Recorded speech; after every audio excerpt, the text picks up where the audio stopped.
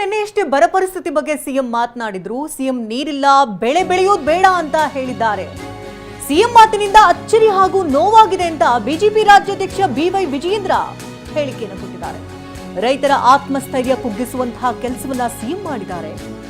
CM ಪ್ರಬುದ್ಧತೆಯಿಂದ ಮಾತನಾಡಬೇಕು ಅಂತ B Y Vijayendra ಮಾತನಾಡಿದ್ದಾರೆ.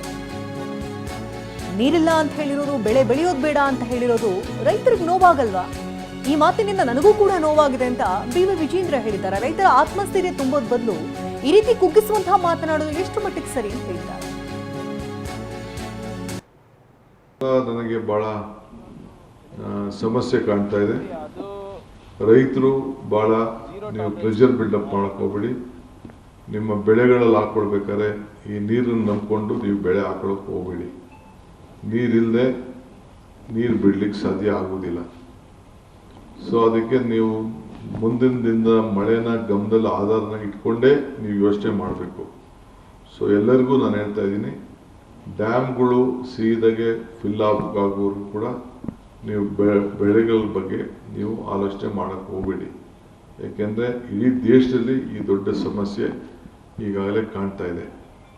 ಇನ್ನು ಈ ವರ್ಷ ಫುಲ್ಲು ಮಳೆ ಬಂತು ಅಂದರೆ ಖಂಡಿತ ನಿಮ್ಗೆ ಏನು ಬೇಕೋ ನೀರನ್ನು ನಾವು ಒದಗಿಸ್ಕೊಡ್ತೇವೆ.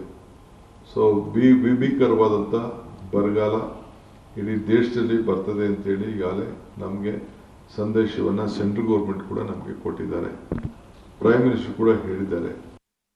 ಈ ನಾಡಿನ ದೊರೆ ರಾಜ್ಯದ ಮುಖ್ಯಮಂತ್ರಿಗಳು ಒಂದು ಹೇಳಿಕೆಯನ್ನ ನೀಡಿದ್ದಾರೆ. ನೀರಿಲ್ಲ, ಬೆಳೆಯನ್ನ ಬೆಳೆಯೋದು ಬೇಡ, ಭೀಕರ ಬರಗಾಲದ ಮುನ್ಸೂಚನೆ ಸಂಪುಟದಲ್ಲಿ ಚರ್ಚೆ ಮಾಡಿ ರಾಜ್ಯದ ಜಲಾಶಯಗಳಲ್ಲಿ ನೀರಿಲ್ಲದೆ ಇರೋ ಕಾರಣ ರೈತರು ಬೆಳೆಯನ್ನ ಬೆಳಿಬೇಡಿ ಅನ್ನೋ ಮಾತನ್ನ ಸ್ವತಃ ಮುಖ್ಯಮಂತ್ರಿಗಳು ಹೇಳಿರ್ತಕ್ಕಂಥದ್ದು ಬಹಳ ಆಶ್ಚರ್ಯವನ್ನು ಕೂಡ ತಂದಿದೆ, ಬಹಳ ನೋವನ್ನು ಕೂಡ ತಂದಿದೆ. ಮುಖ್ಯಮಂತ್ರಿಗಳ ಈ ಹೇಳಿಕೆ ರಾಜ್ಯದ ರೈತರ ಒಂದು ಆತ್ಮಸ್ಥೈರ್ಯವನ್ನ ಕುಗ್ಗಿಸುವಂತ ಕೆಲಸ ಸ್ವತಃ ಮುಖ್ಯಮಂತ್ರಿಗಳೇ ಮಾಡಿದ್ದಾರೆ ಅನ್ನೋದನ್ನ ಈ ಸಂದರ್ಭ ಹೇಳೋದಕ್ಕೆ ಇಷ್ಟಪಡ್ತೇನೆ.